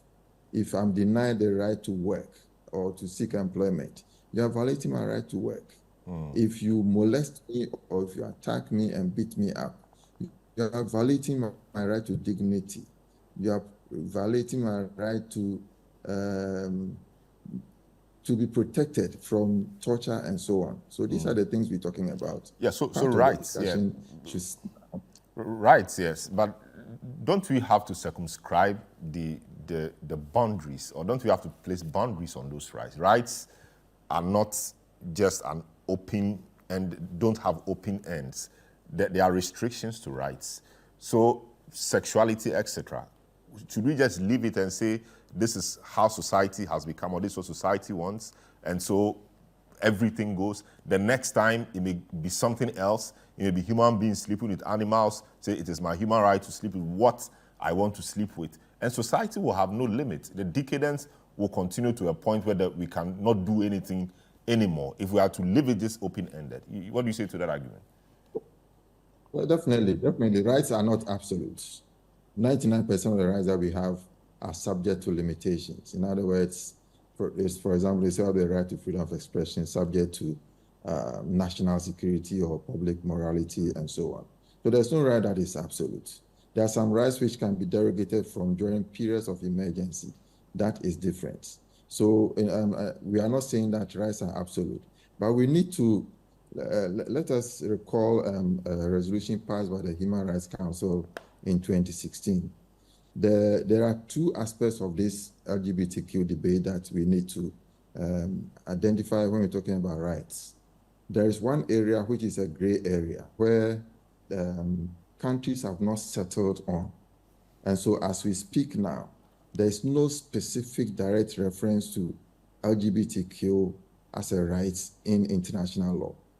There have been some principles which have been developed, and countries have some leeway to the extent to which they should recognize these rights and implement them.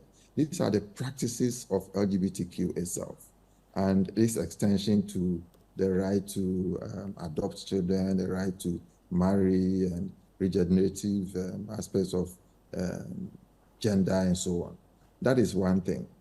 And the other one is that when people practice these things or people agitate for the recognition of these rights, the reaction of the community, that one, it is settled that these people have rights to dignity, rights to be protected against violence and discrimination and stigmatization and so on. Those ones, when you put them together, it clearly tells you that, okay, as a country or even as a Christian faith or religious faith, they also have the right to religion. And they have the right to say that, okay, this particular practice we avoid. It is not part of our faith, or it's not part of my faith that I should recognize it. Fine.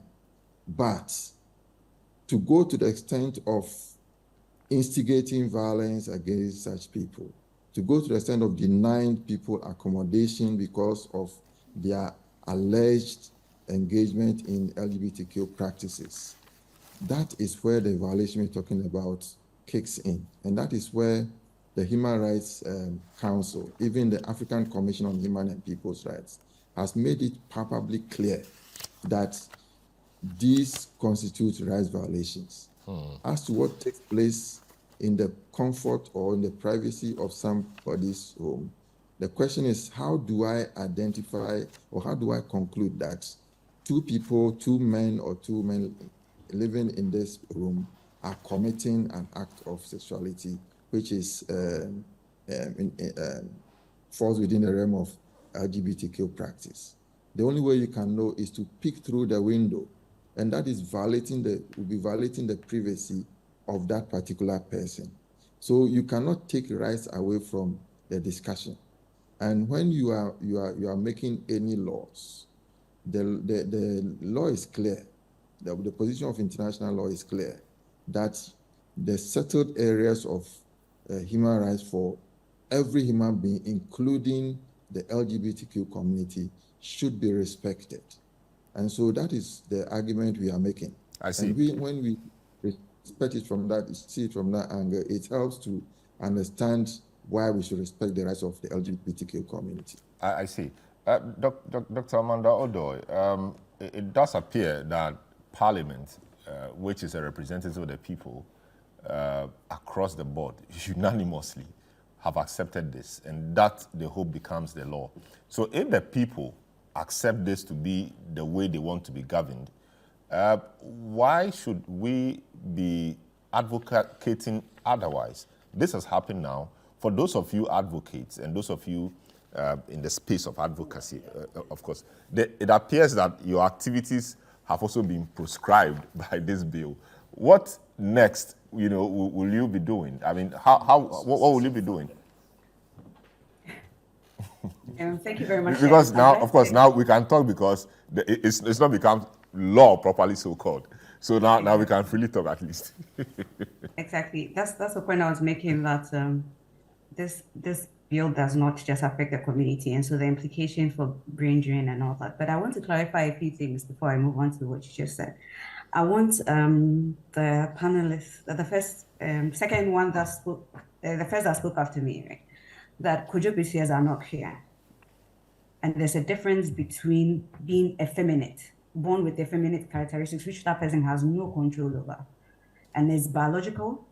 And so there's no scientific evidence that will tell you that men that are born with effeminate characteristics or females that are born with masculine characteristics acquired it after birth. I want us to clarify that thing before we move on. So you may find or come across women that have masculine traits. We used to call them tomboys, with the Obabema.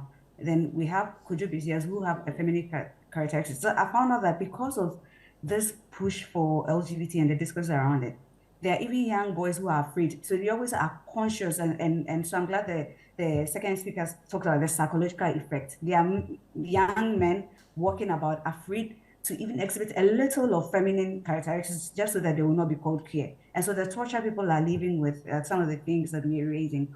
Also, I think that we need to differentiate between consensual adult sex versus non-consensual sex. So bestiality is not consensual. Animals cannot consent. So we cannot think about equating consensual sex between two females or two. No, I think the point I made with that is now this is how we see it. In the next 10, 20, 50 years, the discussion may evolve, and we may get there.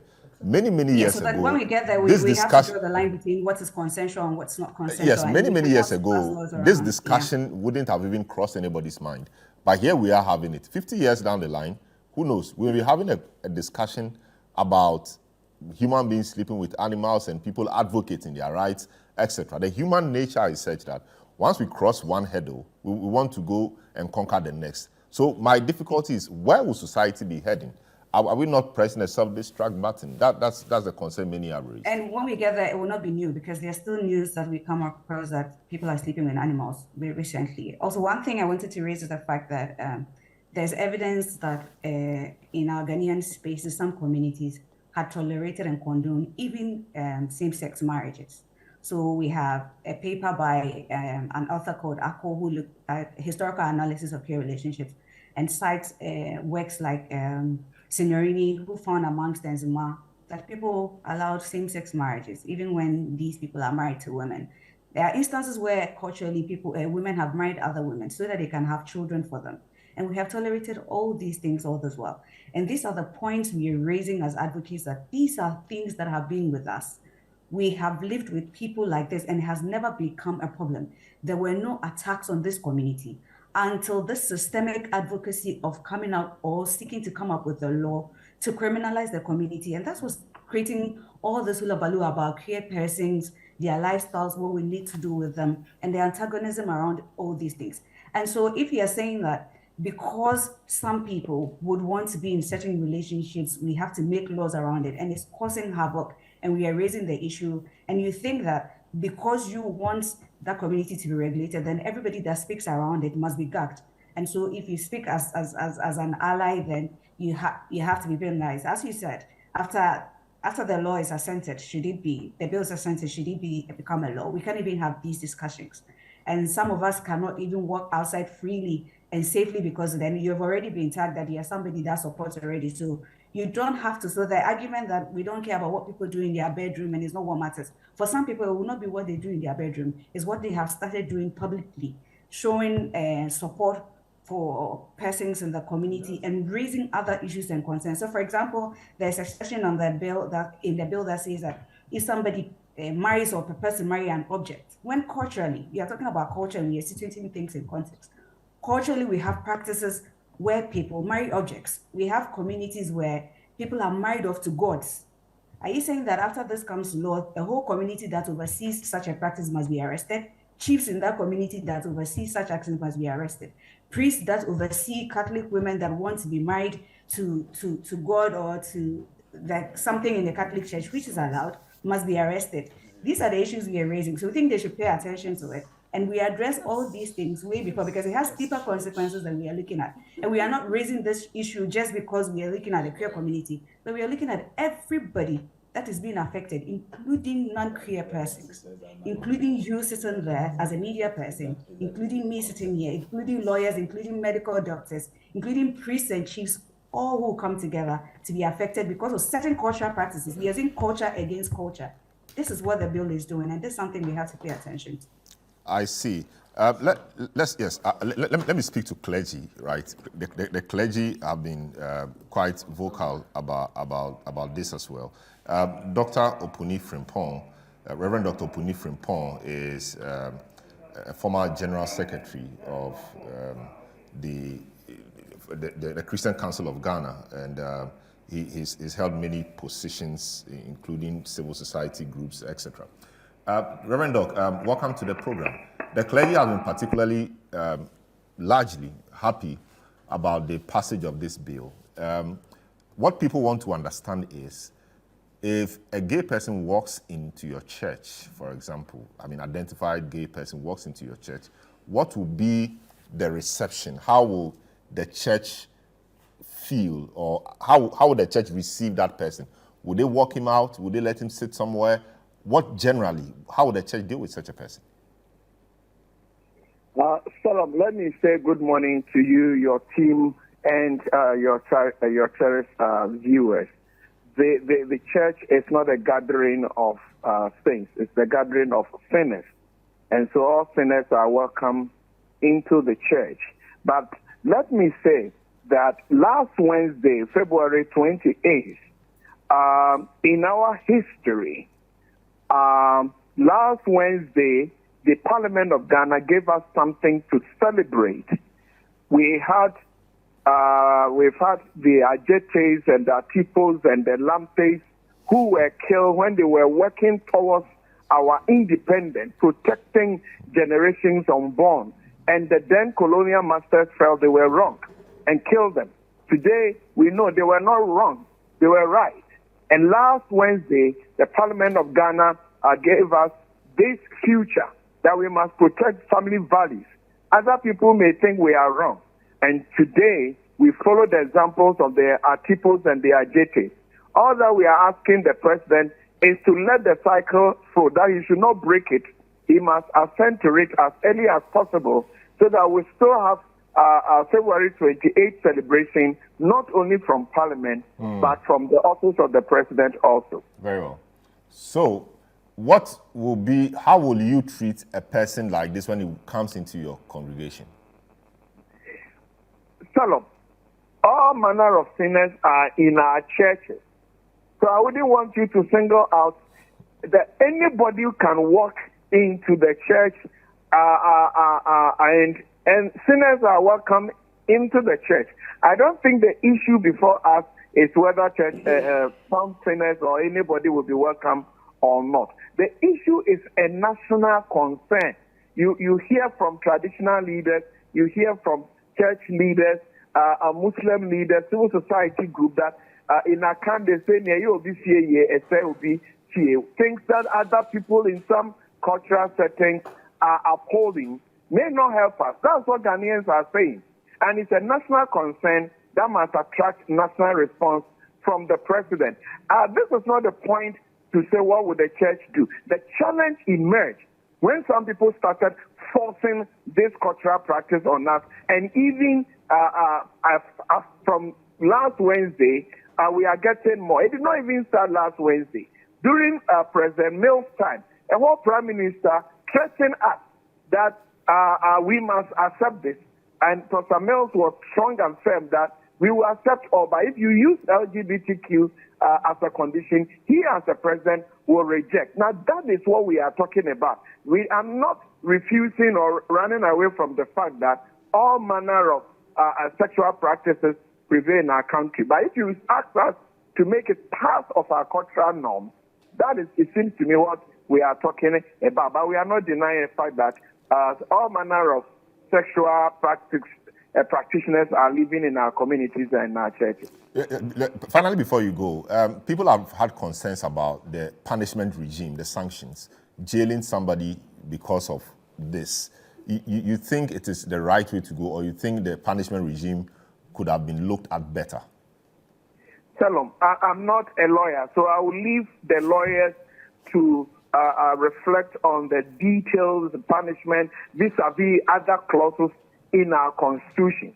But this issue, when our friend Sam George and others sponsored the bill, it wasn't a secret thing.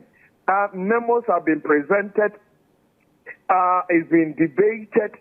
The president's lawyer, the attorney general, has been part of the process. They invited everybody, all those who wanted to express themselves were not denied. Even at the moment, we hear those who want to go to court. That's part of our democratic right. And that's how we must grow our democracy. Those who want to send bills to parliament and want to be are free to do that. They can go to court. They can come to your studio like you are doing this morning. You know, but that should not stop us from working towards what we know will be helpful for us today and generations unborn. So the details, punishment and other things, I will want the lawyers to do that bit. Very well. But we are saying that this is a national concern, that the president must give it a national response as early as possible. Tell them, if you give me a second, this our dear country, when the president spend much more time before coming out, you know, we are in election year, it will turn to another thing, and the public atmosphere will become another partisan, which political party is for and which political party is not for. That will not be helpful. So we still plead on your platform that those who are listening and watching your program, who have the years of the president and the presidency, that the president must move fast and sign, and still the process can continue. Those who want to go to court can still go. That's our plea to the president. Very well. Thank you so much. Thank you so much, Reverend Dr. Opuni Frimpong, former General Secretary of the Christian Council of Ghana, having a take on this matter. The churches are generally happy, even though the Catholic Bishops' Conference thinks that we need to look at the reforms before the bill is assented to. Yes. Honorable Sweeney, yes. You are a journalist, and once a journalist, always a journalist. So if a group of people are advocating for their rights, you obviously deal with them. If I go cover them and put their concerns across as a journalist on the radio or TV, will I also be held responsible? Will I be held liable? Yeah. Will I be jailed for promoting the cause of people like that? Yeah, like if you promote the cause of... No, but if I'm reporting, would I be promoting? It may be an extreme example to give.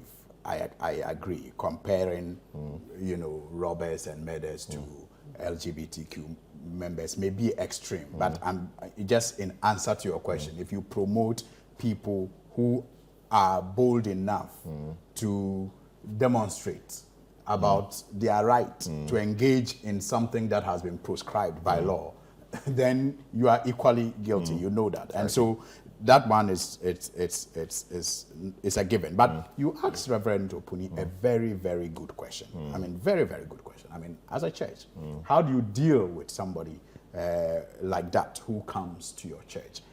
I think that we have to, first of all, understand something that you lawyers say it. You say it better with a phrase I can't immediately recall, but that the man is innocent until proven guilty. But the phrase I can't remember talks about even if all men find your hand in the tail of something, that's how the law is. Even if everybody finds you in an act, that is considered unlawful. You are still innocent until you are proven guilty. You understand? That is the law. That's the law. Now, so the fact that I walk into a church and I tell a pastor or a priest that I am Gay. a robber, Okay. I'm a murderer, does not make me guilty at that point. I'm seeking redemption, not until I am found in that act. And that's what Or not takes until me... the court finds you guilty based on not evidence. based on evidence. And that leads me to But another no, there's point the issue Prof of made. confession Even though and all I that, found yeah. it So ridiculous. you should be wrapping up, Yes. unfortunately. Even though I found it ridiculous that he seemed to have been suggesting, and I hope that I'm wrong, that we were gay until the colonialists came. They said they existed. The Kojo But Besias, I'm saying you that the way alluded he to them. suggested it, like we're gay, they came and told us it was So wrong. they existed. and So I passed think the what he was laws, trying to say and was we that stopped, and they are now not they are foisting telling it us on that us. it is acceptable. I mean, the way he put it is like, oh, we're gay, the colonialists came and passed some laws, and then we agreed. Now they are telling us again, is that I hope I'm wrong, but I think that is a very, very ridiculous, assumption to make. And he talked about, peeping through people's windows. That's why I was telling you, look, you must understand that this whole idea of passing this law came as a result of the attempt to impose it as a way of life that should be accepted by us. And we are saying customarily, we may have tolerated it over the years, but our tolerance does not mean acceptance Very well. of a way of life. Very well. So do not provoke us into a point where even the tolerance bit is lost. Very and that's well. why I say that people who advocate for this must be careful. And I find it quite bizarre Very well. that Amanda will even suggest that the concept of sisterhood is like marrying God. Very I mean, well. that's just a few stretch. seconds. So your final word on this. Yeah, my final Few word seconds, is that some will go into depression because of this. There's still available avenues through public health and mental to health deal with them, or to deal with this. So I'm not saying if you're a family that is going through this, you have somebody in this issue, please seek help. I believe that one, mental health has a role in this because of the social, psychological impact and even job impact on many people. So Very well. I'm here to speak to that they should seek help. Great. Prof, just a few seconds. Will you be disappointed should President Akufo-Addo assent to this bill? Just a few seconds whilst we close. Hello, Prof? Maybe he's off. Okay, maybe Prof is up. Doc, is Amanda on? Amanda, what are your expectations? I'm here. Okay, Prof, just quickly, a few seconds. Will you be disappointed if the President assented to this? I think so, because of the fact that there are a number of rights issues which are going to be violated, not only for the LGBT community, but for the larger public, Very well. including you sitting there as a judge, Very well. Thank including you. me sitting here. Lecture. Thank you so much, Prof. Amanda, final word from you on this. Where do we go from here? President may assent to The it. concept of reverend sisterhood is not marriage to God. Of course. I mean, Amanda, are you there? Final word on this. Final word. Okay, Amanda is off. Well, this is how we conclude today's edition. But of the program. maybe on the side, like Reverend Opuni said, Yeah. Professor Mills was very candid and Yeah, straightforward. but Akufo-Addo President has been- Mahama has Akufo-Addo been has very been candid. candid. Akufo-Addo Yes, says but it's no- Dr. it's not- Mahmoud Bawumia hasn't. No, he's not the president. All right. This is how we conclude today's Dr. edition of the Mahmoud program. Bawumia My name hasn't. is Selam Adonu. I'm sure this He's a discussion will Muslim. continue for many days to come, especially as the president may have to speak on the matter in the next few days. This is a big issue. See you again same time next week. Have a good afternoon.